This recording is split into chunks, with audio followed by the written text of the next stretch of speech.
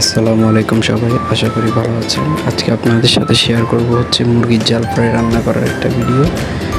তো ফার্স্টে মুরগিগুলো আমরা ফার্মের দোকান থেকে যেখান থেকে আনছি এখান থেকে হচ্ছে আপনার 4 পিস করে নিয়ে আসছিলাম। এখন মুরগিগুলো দেখেন কি ভালো করে পরিষ্কার করে রান্না করা হচ্ছে। আমাদের হোটেল হলো আমরা ঘরের মতো পরিষ্কার করে রান্না বান্না করি।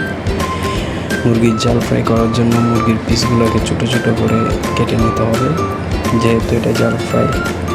বড় বড় করে রাখলে এটা হয় না, এটা ছোটো ছোটো করে কাটতে হবে। এই মাংস পিসগুলো একদম ছোটো ছোটো করে কাটবেন, যাতে মশলাগুলো একদম মাংসের সাথে মিক্সড হয়ে যায় ভালো করে। একদম ছোটো ছোটো করে কাটার চেষ্টা করবেন। তো আস্তে আস্তে মুরগি কাটা হচ্ছে। এরপরে মুরগি কাটা হলে সব যখন কাটা হবে একটা কড়াইয়ের মধ্যে তেল, পেঁয়াজ আর মরিচ দিয়ে দিবেন, কেটে কিছুক্ষণ রেখে দেবেন। আদা রসুন বাটা দিয়ে দেবেন, কিছুক্ষণ নাড়াচাড়া করে এটা একটু ঘ্রাণ বের হওয়া পর্যন্ত রেখে দেবেন। এখানে 2টা মাংসের মশলার প্যাকেট, মরিচের গুঁড়া, হলুদের গুঁড়া এগুলো অ্যাড করবেন, সস অ্যাড করবেন, লবণ দিবেন পরিমাণ মতো।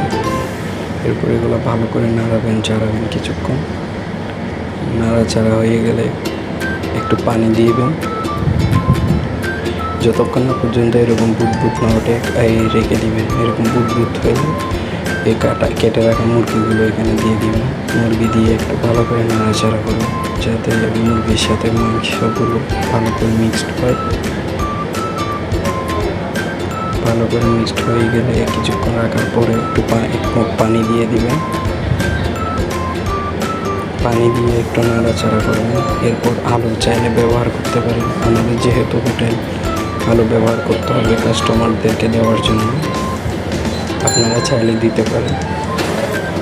তো চুলা একটু বড় করে দিবেন।